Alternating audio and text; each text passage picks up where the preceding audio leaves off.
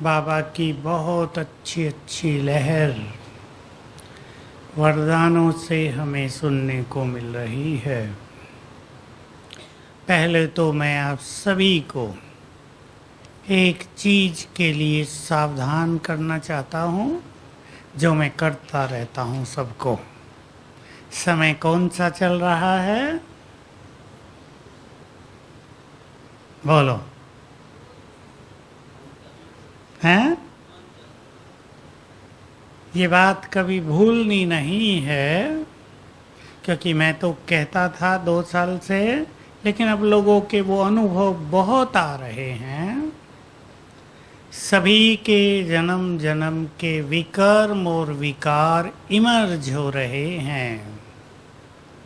Final विदाई से पहले वो जग गए हैं बहुत, इसलिए बहुतों को बिना मतलब उदासी, बिना मतलब ही डल, कहीं मन नहीं लग रहा है, न योग में मन न ज्ञान में मन, बाबा अच्छा नहीं लग रहा है, सब पता है, संशय नहीं हुआ है, लेकिन रूखापन आता जाता है जीवन में। ये सब तेजी से बढ़ता जा रहा है। हम सब क्या करेंगे? 2 ही चीजें मैं आप सबको आज याद दिलाऊं।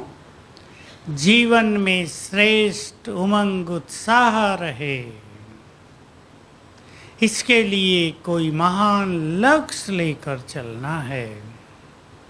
बिना लक्ष्य के मनुष्य एक्टिव नहीं रहता, और जब वो डल होता है तो बाह्य चीजों का प्रभाव गहरा पड़ जाता है। इसलिए व्यर्थ से बचना है। जो व्यर्थ में रहेंगे वो तो डेड हो जाएंगे, क्योंकि व्यर्थ में रहने वालों को बाहर की निगेटिव एनर्जी सारी प्रवेश कर लेगी। इस पर बहुत ध्यान देना है। आज का वरदान, कल का वरदान।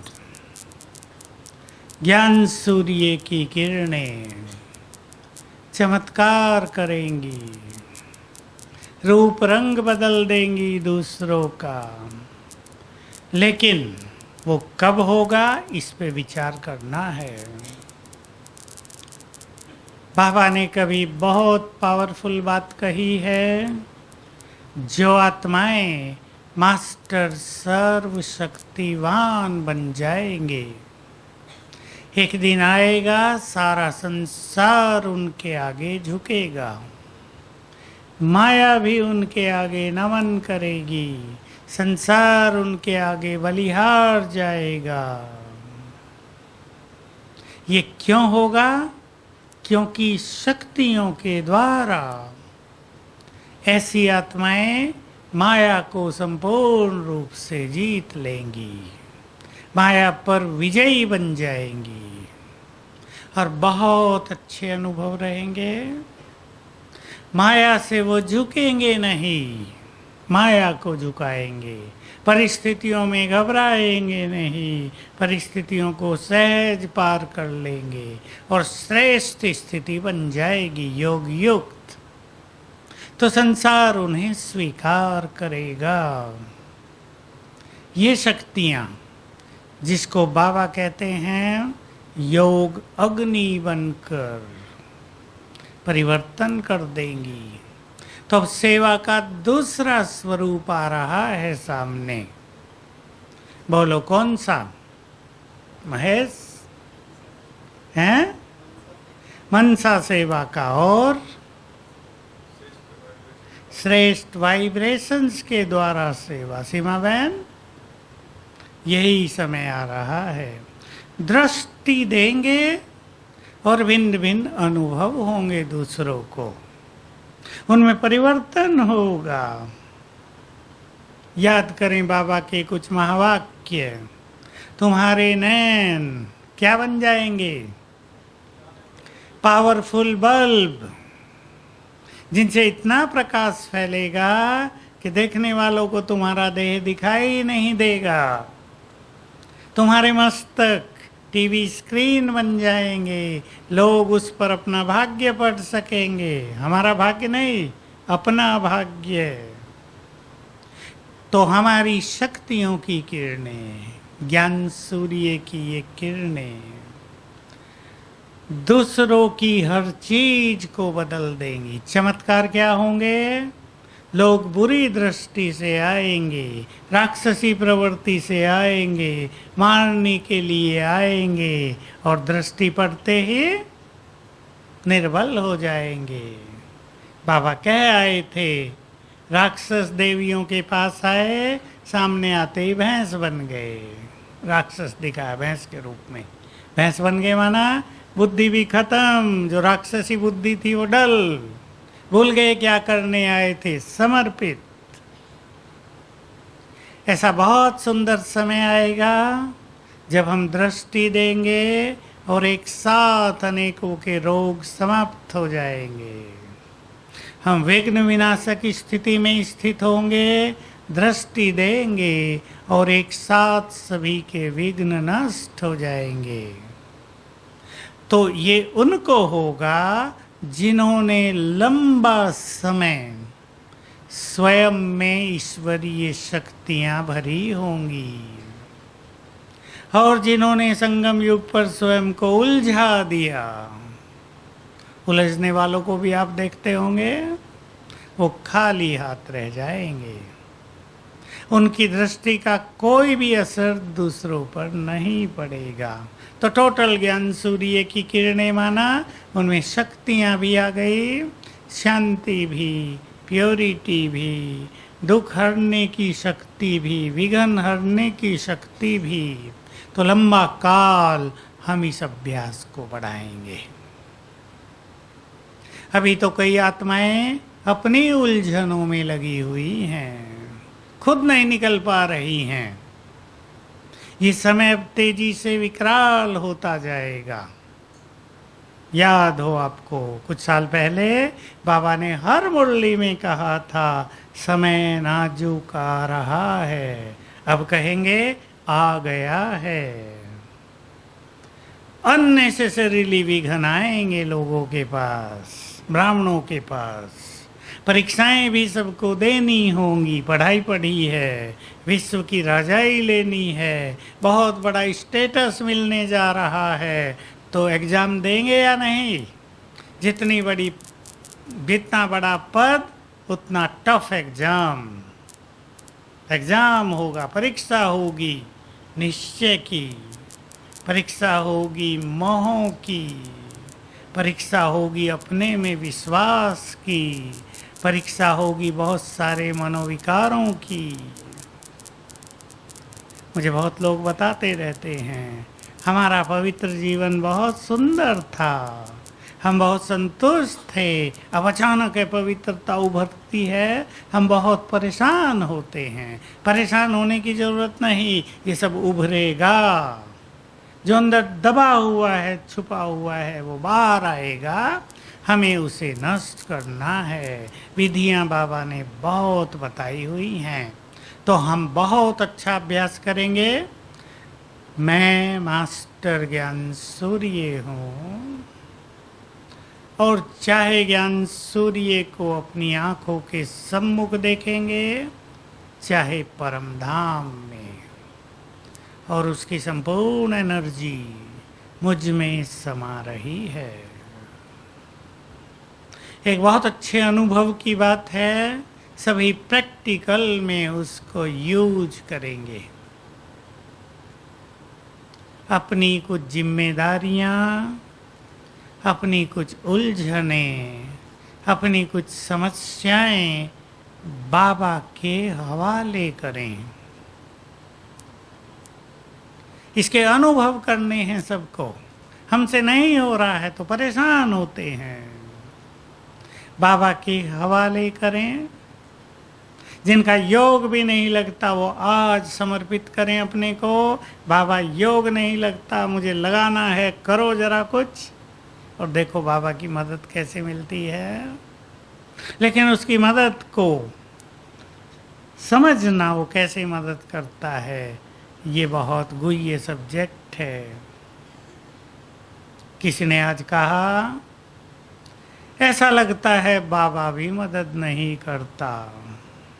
बहुत पुराने ज्ञान में कोई बहन अच्छी स्थिति, कहा 4 मास से सब खेल बिगड़ गया है, कारण कुछ समझ में नहीं आया और ऐसा लगता है बाबा भी मदद नहीं करता। ये बहुतों को फीलिंग हो रही है। लेकिन क्या ऐसा हो सकता है बाबा मदद न करता हो? बोलो।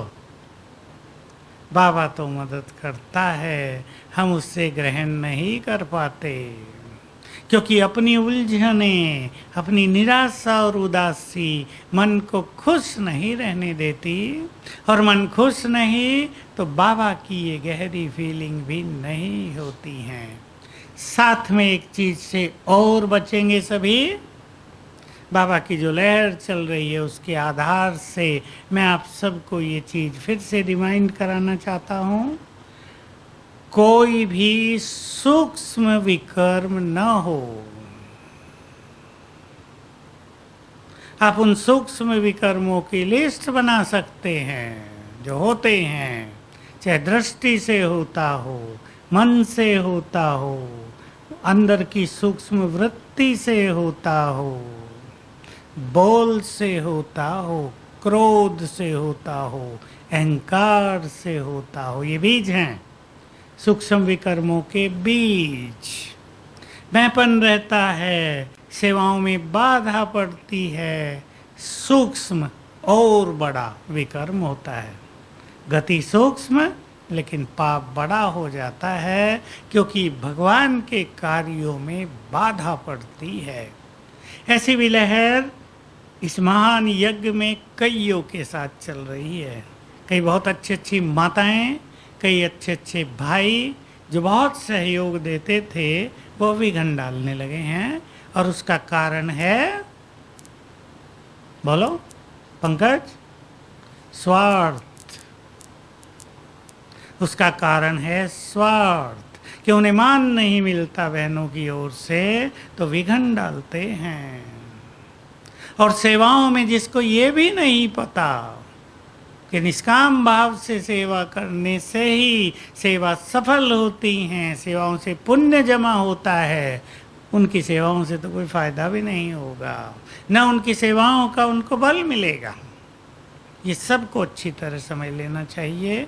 इसलिए इस महान यज्ञ में जो विघन डालते हैं सूक्ष्म भी, उनका बोझ बहुत भारी। एक चीज और मुझे कहनी है, किसी को बुरा ना लगे पर कहना आवश्यक है।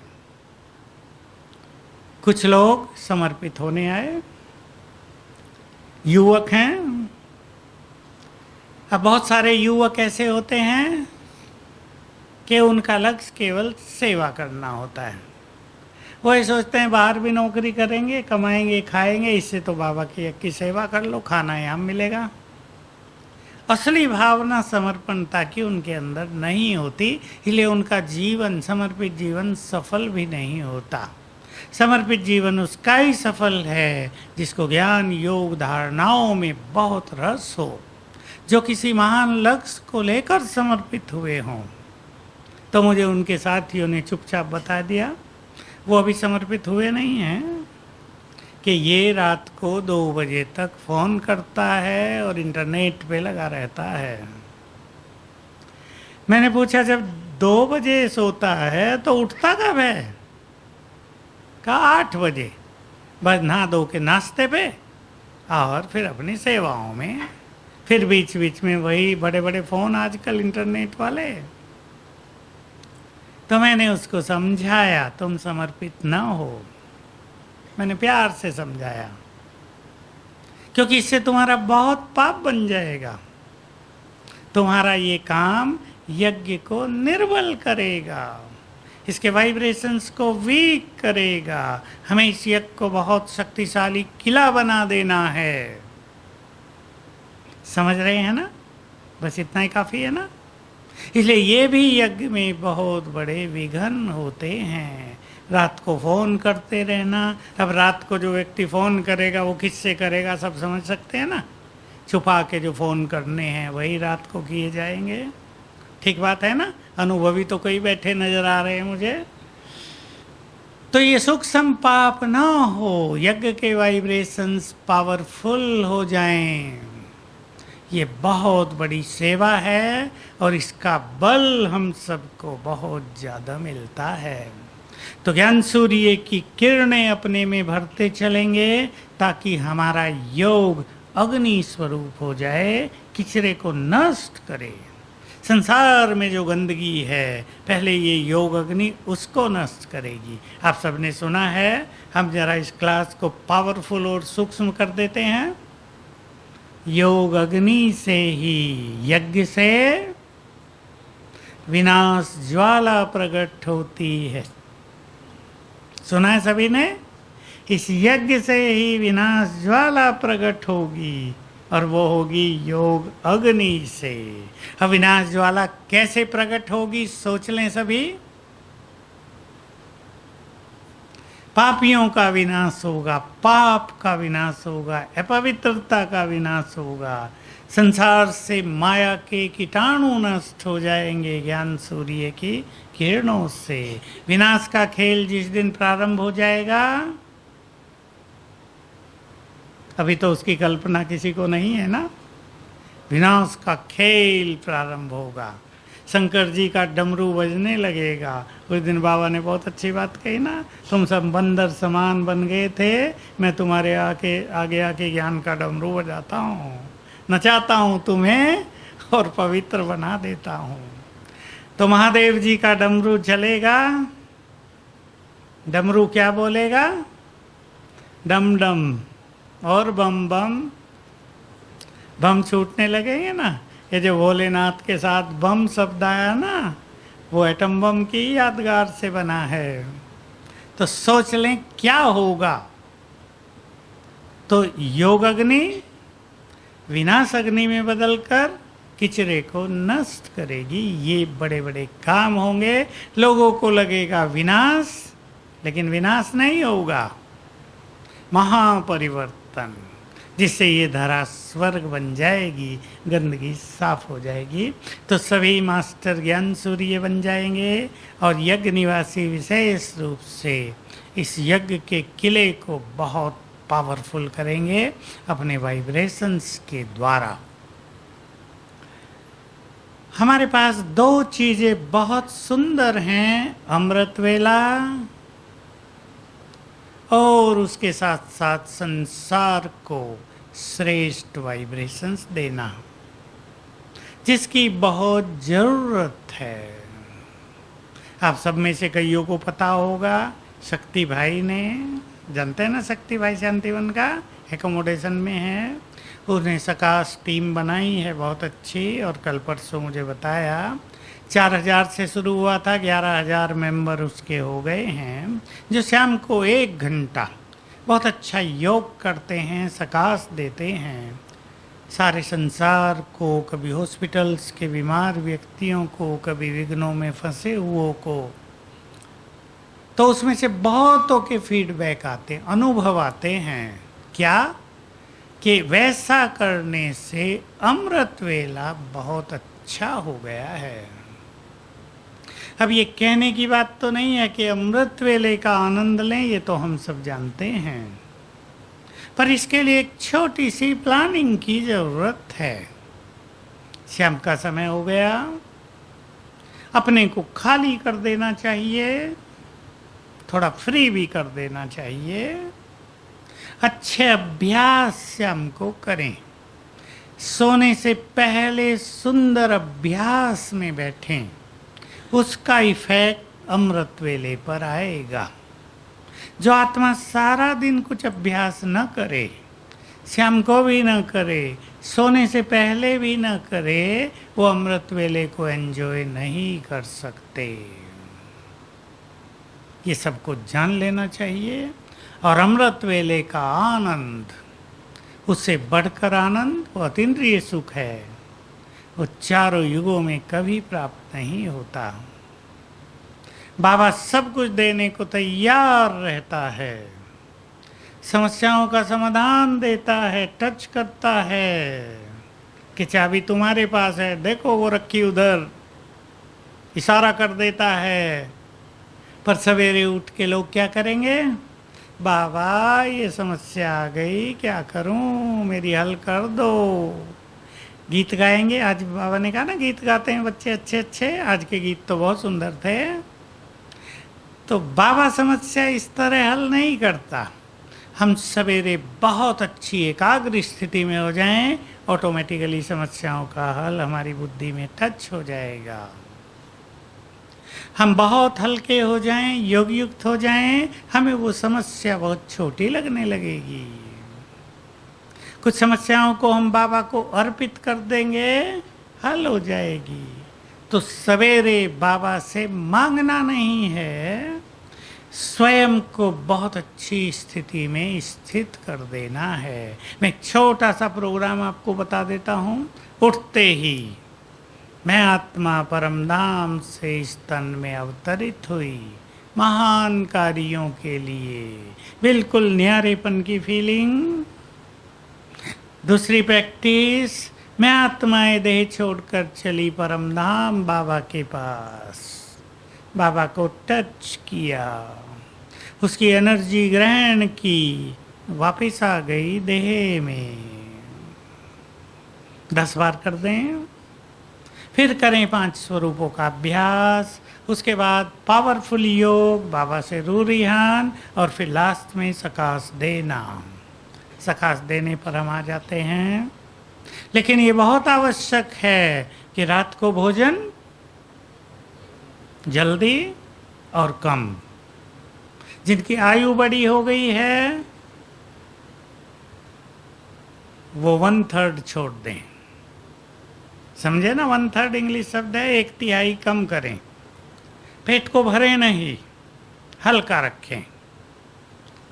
डॉक्टर लोग बताते हैं कि पहला सिग्नल मिलता है भोजन खाने वाले को, बस। अधिकतर लोग बस नहीं करते। फिर दूसरा मिलता है, भर जाता है पेट, बस। कई लोग तो भी बस नहीं करते। फिर तीसरा मिलता है, कई लोग उसके बाद भी बस नहीं करते। गुलाब जामुन, रसगुल्ले और ये समोसे बहुत अच्छे बने हैं, और जो उसके बाद भी खाते हैं वो बीमार हो जाते हैं। तो जो बुजुर्ग हो गए हैं उन्हें पहले सिग्नल पर ही भोजन बंद कर देना चाहिए, बीमारी नहीं होंगी। सवेरे बहुत आनंद आएगा। वो कम भोजन शरीर को ज़्यादा एनर्जी देगा, देगा या नहीं? ज़्यादा भोजन खाने से शरीर की एनर्जी नष्ट होगी, कम भोजन खाने से शरीर को ज़्यादा एनर्जी मिलेगी। एक डॉक्टर ने जब से मुझे ये बात सिखाई, मेरी बात बहुत अच्छी तरह समझ में आ गई। कहा तुम्हें 4 रोटी खानी है, 3 खाओ, जल्दी डाइजेस्ट होगी, एनर्जी मिलेगी। और तुम्हें 4 खानी, तुमने 5 खा ली, तो ये जो ज़्यादा खाया इसको डाइजेस्ट करने में शरीर को एनर्जी खर्च करनी पड़ेगी, तुम कमज़ोर हो जाओगे। इसलिए भोजन बहुत खाने से बहुत ताकत मिलेगी। जिन युवकों को ये संकल्प रहता है वो ज़रा इसको छोड़ दें। जल्दी भी खाना चाहिए भोजन, और रात को भारी भोजन भी नहीं। ये भारी भोजन क्या है, ये हर एक को स्वयं देख लेना है। किसी के लिए चावल भारी हो सकते हैं, तो किसी के लिए चावल हल्के। ठीक है ना? हर एक को खुद अपना डॉक्टर बनकर ये देख लेना है मुझे क्या क्या खाना है। तब जल्दी सो के जल्दी उठेंगे। कई माताओं की ये समस्या होती है, भाइयों की भी, कि रात को ड्यूटी 12 बजे तक है, 1 बजे सोना है। कहते हैं हमारा अमृत वेला तो होता नहीं, होगा भी नहीं, इसलिए छोड़ दें, परेशान न हो, शाम के टाइम योग करें। क्योंकि अगर आप 1 बजे सो के 4 बजे उठे, न योग लगेगा न नींद पूरी होगी, 2 नुकसान। इसलिए नींद पूरी करो, और जब सो के उठो तब से अच्छे अभ्यास प्रारंभ करो। ठीक है या नहीं? मैं लूज नहीं कर रहा हूँ। मैं कहूँ कि नहीं 1 बजे सोए 4 बजे उठना ही है, श्रीमत है, तो श्रीमत तो है, लेकिन उठते ही सो जाएंगे। खुशी तो हो जाएगी उठ गए थे, लेकिन असली खुशी नहीं होगी कि कुछ आनंद भी आया है। धीरे धीरे देह पर इफेक्ट होगा, और ऐसे करने वालों का धीरे धीरे ज्ञान पूरी तरह छूट ही गया। अब वो ज्ञान में ही नहीं है, क्योंकि शरीर बीमार हो गया, मन भी अच्छी स्थिति में नहीं रहा। इसलिए जो बेस्ट पॉसिबल है हर व्यक्ति को वही करना चाहिए, कट्टरता की आवश्यकता नहीं है। ठीक है, सब अपना अपना मैनेज करेंगे। 3:30 ना उठ सको, 4 उठो, आनंद लो। लेकिन ये आवश्यक है कि उठते ही कुछ अच्छे अभ्यास प्रारंभ कर दें। कई लोगों की क्या सोच है, उठे 3:30 बजे, नहा धो के फटाफट आधे घंटे में तैयार होके हॉल में जाना है। अब इस आधे घंटे में कितने विचार उठ गए मन में, उसका इफेक्ट जब योग में बैठेंगे तो रहेगा ही। इसलिए सवेरे आंख खुली और योग चालू। जो ये कला सीख लें उनको तो बैठ के भी आनंद आएगा। उठते ही बाबा से बातें करने लगो ना, उठते ही बाबा को शुक्रिया देने लगे। पहले 3 मिनट को अपने कंट्रोल में ले लो। पहले 3 मिनट विचार जो उठें वो वही उठें जो हम उठाएं, वो ना उठें जो कल हुआ है, वो ना उठें जो पास्ट हो गया है। बहुतों की ये समस्या है, सवेरे उठते ही 10 साल पहले का याद आने लगता है। कहते हम तो भूले हुए थे, आज योग में बैठे वो याद आ गया 10 साल पहले का। ये बहुत बड़ी कमजोरी है, निगेटिव सोचने के कारण ये हो रहा है। तो सवेरे ये याद करते हुए मैं मास्टर क्रिएटर हूँ, संकल्पों के क्रिएटर। और किसी को कुछ समझ में ना आए क्या संकल्प क्रिएट करें, स्वमान याद कर लो, 10 एक साथ याद कर लो। बाबा सामने खड़ा होकर याद दिला रहा है, बच्चे तुम महान हो, तुम जैसा भाग्यवान कोई नहीं, मैं तुम्हारे साथ हूँ, मैंने तुम्हें सारी शक्तियाँ दे दी। चाहे रट लो इन्हें, रोज सवेरे इन्हें क्रिएट करो। तुम विश्व कल्याणकारी हो, तुम्हारा एक एक संकल्प जग का कल्याण करता है। तुम इस देव देवियाँ हो, आज की मुरली थी ना वरदान, तुम वही हो जो द्वापर युग से अनेक भक्तों की कामनाएं पूर्ण करते आए हो। तुम इस प्रकृति के मालिक हो, जहान के नूर हो। 15-20 स्वमान रिपीट कर जाओ, 1 बार 2 बार 5 बार तक संकल्प अपने कंट्रोल में आ जाएंगे। तो सवेरे 3 मिनट फिर 10 मिनट अगर संकल्पों को कंट्रोल कर लिया जाए तो ये बहुत बड़ी उपलब्धि होगी और अमृत वेले का बेस आधार बन जाएगा सुंदर। फिर अमृत वेले में जो अभ्यास हैं, बहुत सारे अभ्यास हैं, ब्राह्मण सो फरिश्ता सो देवता, कभी 5 स्वरूपों का अभ्यास, कभी परम धाम में बाबा के साथ जाकर बैठ गए, कभी उसको अपनी छत्र छाया बना लिया। ये अभ्यास चलते रहें और ये ना सोचना है और ध्यान देंगे कि 4:45 बज गए ना, पूरा हो गया, छुट्टी बाबा की।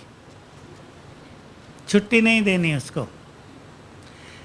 4 बजे अगर आप उठे, 4 से 8 तक का टाइम पूरा डिवोट कर दो अपनी स्पिरिचुअल प्रैक्टिसेस के लिए, योग ज्ञान के लिए। उसमें हमें और कुछ सोचना नहीं है। बहुतों को तो ड्यूटी भी है, सवेरे ड्यूटी भी करेंगे, लेकिन अच्छी प्रैक्टिस चालू रखेंगे। जिनको ड्यूटी नहीं है वो इसका पूरा फ़ायदा उठाएं। देखो मैं एक अनुभव सुना दूं। अभी हम कोलाबा में गए, कोलाबा मुंबई। तो पहले तो 5 बहुत बड़े अच्छे अच्छे प्रोग्राम हुए, 2 जगह गए, बांद्रा और कोलाबा। कोलाबा में सबसे सुंदर प्रोग्राम था नेवी ऑफिसर्स का, जिसमें 800 भाई बहनें आए, ड्रेस में थे, नेवी की ड्रेस में, सारे सीनियर ऑफिसर्स, क्योंकि जो एडमिरल है वो भी ब्रह्मा कुमार है आजकल। तो बहुत सुंदर प्रोग्राम चला। एक भाई है पीटर, जो ताज होटल में है, वो तब भी था जब ताज पे अटैक किया था। तो मुझे बताने लगा, बहुत पुराना ज्ञान में है, सबके लिए ये बहुत ही प्रेरक बात है। कहा मैंने एक बात सीखी थी, हम लोग पहले क्लासेज में कुमारों को ये सिखाया करते थे कि भोजन बनाने में भारी न हो जाओ। कि भाई काम करके आए, मान लो रात को 9 बजे आए, अरे अब भोजन बनाना है, सोचते ही मन भारी नहीं, अब तपस्या का समय है, भोजन बनाने के समय को तपस्या बना दो। तो कहा मुझे इतने अच्छे अनुभव होने लगे, फिर बताया कि मैं सवेरे 4 से और 8 के समय को इतना अच्छा यूज करता हूँ तब से कि इन 4 घंटों में ही मेरा योग का चार्ट 3 घंटे हो जाता है। फिर मैं भोजन बनाते ही अभ्यास करता हूँ सारा दिन। यहाँ ताज में अब वो स्टोर संभालता है, वहाँ के सारा दिन मैं अच्छे अभ्यास करता हूँ, हंसते बहलते 8 घंटे तक हो जाता है। दिनचर्या को मैनेज करने की ज़रूरत है ना, माइंड को मैनेज करने की ज़रूरत है, विचारों को हल्का करने की ज़रूरत है। हम सब में सामर्थ्य है 8 घंटा योग करने की, एक सुंदर प्लानिंग की ज़रूरत है। सकाश देना, कई तरीके सकाश देने के होते हैं। मैं आपको कई तरीके बता देता हूँ, कभी कुछ कभी कुछ, क्योंकि हमारा जो ये योग अभ्यास है इसमें आनंद तब आता है जब हम भिन्न भिन्न तरीकों से इसको करें। अगर एक ही तरीका हम अपनाते हैं तो कुछ समय के बाद मन उसको इनकार कर देता है, अब समथिंग न्यू। तो पहला सुंदर अभ्यास जो बाबा ने सिखाया है, ग्लोब के ऊपर हूं मैं, बाबा से बुद्धि जुड़ी है, ज्ञान सूर्य से, सर्वशक्तिवान से, उसकी किरणें मुझ में समाकर चारों ओर फैल रही हैं। इसके लिए तो बाबा ने कहा था, थोड़ी देर भी सकाश देंगे तो पुण्य पदम गुना जमा होगा। और मैं सबको ये भी कहूँ कि जिन लोगों के जीवन में विघ्न बहुत चल रहे हैं और कोई रास्ता नहीं सूझ रहा है, धंधों में विघ्न, शरीर में विघ्न, परिवार में विघ्न, बच्चों के विघ्न, वो रोज सकाश देना प्रारंभ करें, क्योंकि ये बहुत बड़ा पुण्य है। इससे पाप का प्रेशर समाप्त हो जाता है, विघ्न नष्ट हो जाते हैं, एक साथ करोड़ों आत्माओं को मदद मिलती है। दूसरी विधि, हम इस कल्प वृक्ष के आधार मूर्त हैं, इसकी जड़ें भी हैं, हमारे वाइब्रेशन सारे संसार में पहुंचते हैं, पूरे कल्प वृक्ष में जाते हैं, ऑटोमेटिकली जाते हैं। अब क्या करेंगे, ये कल्प वृक्ष उल्टा कल्प वृक्ष है और मैं फरिश्ता ऊपर इसकी जड़ों में विराजमान हूँ और मैं पवित्रता का फरिश्ता हूँ। बाबा की पवित्र किरणें मुझ पर पड़ रही, पहले कुछ देर पवित्र किरणें लेंगे, फिर मुझसे पूरे कल्प वृक्ष में फैल रही हैं। तीसरी विधि, बहुत अच्छा योग करेंगे, मैं मास्टर सर्वशक्तिवान और सर्वशक्तिवान की किरणें रिसीव करके अभ्यास करेंगे, आत्मा से, मस्तक से एक किरणों का फाउंटेन पूरे संसार में जा रहा है। यह सामने ग्लोब है, उस पर पड़ रहा है, बहुत पावरफुल फीलिंग हो जाएगी, एकाग्रता बहुत अच्छी हो जाएगी। चौथी विधि, प्रकृति को वाइब्रेशंस देना। प्रकृति को हमारे कौन से वाइब्रेशंस चाहिए, बोलो, पवित्रता के। तो 200 मान लेंगे, मैं पवित्रता का फरिश्ता हूँ, इस संपूर्ण प्रकृति का मालिक हूँ, और अपने को एक संकल्प दे दें, ये प्रकृति हमारे पवित्र वाइब्रेशंस की सदा ही प्यासी है, तेजी से ग्रहण करती है। एक बहुत अच्छी बात, ये प्रकृति हमारे पवित्र वाइब्रेशंस की वैसे ही इंतजार करती है जैसे एक प्यासा मनुष्य पानी का। अब देखो बहुत प्यास लगी हो, पानी दे दो आप उसे लोटा भर के, ठक ठक ठक ठक सब अंदर, इंतजार भी नहीं करेगा, ये भी भूल जाएगा कि धीरे धीरे पीना है, फटाफट। ऐसे ही हमारे पवित्र वाइब्रेशंस को प्रकृति तेजी से सोखने लगती है। तो बाबा से पवित्र किरणें आ रही हैं, प्रकृति को जा रही हैं। ये अभ्यास 5वां अभ्यास करेंगे, बहुत अच्छा मनोरंजन। संकल्प कर लें मुझे फरिश्ता बनकर चारों ओर यात्रा करनी है, जिसको बाबा कहते हैं अंतवाहक शरीर के द्वारा बिल्कुल स्वतंत्र रूप से यात्रा करो। अब मैं फरिश्ता हूं, शांति का फरिश्ता। और यह अभ्यास लंबा समय किया जा सकता है। 10 मिनट आप बैठे हैं तो 10 शहरों के नाम चुन लो, 10 देशों के नाम चुन लो। अब मैं भारत के ऊपर हूं, बाबा से शांति की किरणें मुझ पर पड़ रही हैं, कुछ देर लेंगे फिर मुझसे नीचे फैल रही हैं पूरे भारत में। दूसरा संकल्प, अब मैं अमेरिका के ऊपर हूं, बाबा की शांति किरणें मुझ पर पड़ के पूरे अमेरिकन्स को फैल रही हैं।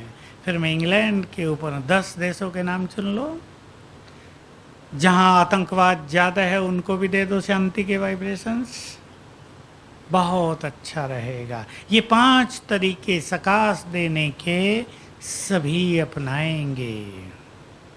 चलते फिरते बहुत अच्छा अभ्यास कर सकते हैं।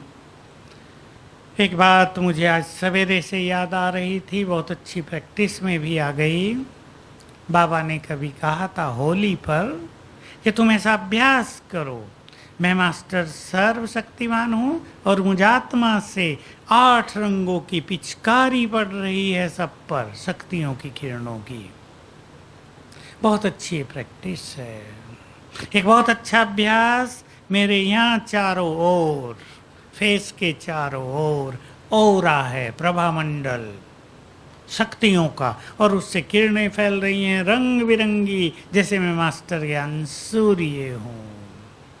तो क्या होगा, जिसने ये अभ्यास बहुत किए होंगे उनको आदत हो जाएगी।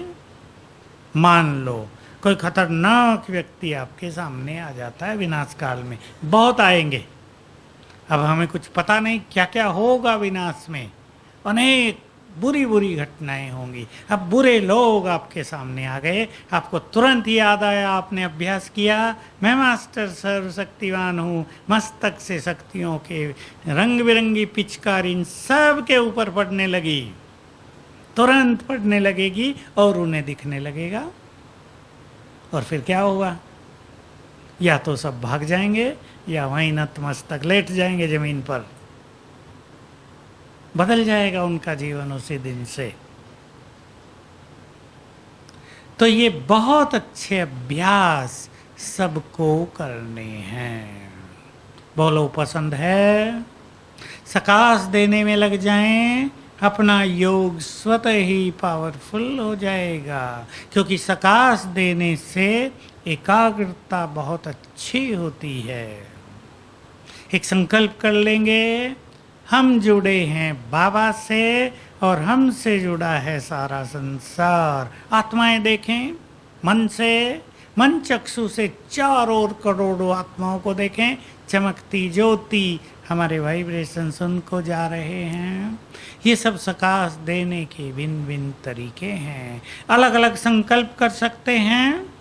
मैं मास्टर दुख हरता हूँ, और संकल्प करें ये बाबा की किरणें, ये ज्ञान सूर्य की किरणें सभी के दुख समाप्त करें। किसी विशेष को भी दे सकते हैं, हॉस्पिटल्स को दे सकते हैं, जो रोगी बहुत परेशान हैं, तड़फ रहे हैं, उनके रोग समाप्त हो, उनके दुख समाप्त हो, क्योंकि रोग से भी ज़्यादा दुख रहता है, मनुष्य को पीड़ा रहती है। जो लोग बहुत बुजुर्ग हो गए हैं, देह छोड़ना चाहते हैं, छूट नहीं रही है, कष्ट पा रहे हैं, ऐसे भी तो बहुत हैं। बच्चे पोतरे सब भगवान को कहते हैं इन्हें उठा लो, वो भी कहती है मुझे ले जाओ। बहुत सेवा ले ली, 20 साल हो गए। संकल्प करें, मैं मास्टर मुक्ति दाता, और ये ज्ञान सूर्य की किरणें इन आत्माओं को देह से मुक्त करें, वैसा होने लगेगा। तो ये बहुत बड़ी सेवा हमारे सामने है। चलें अब हम सब सकाश देंगे। Red light. सभी ग्लोब के ऊपर बैठेंगे। ग्लोब के ऊपर बैठना माना हम मालिक हो गए, विश्व को देने वाले पूर्वज, बाप समान, मास्टर दुखहर्ता, और इस संसार को हमारी सकाश की बहुत जरूरत है। ऊपर ज्ञान सूर्य,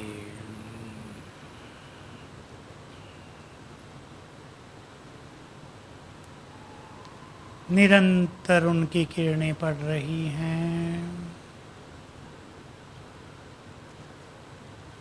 ज्ञान सूर्य की शक्तियों की किरणें मुझ में समा रही हैं।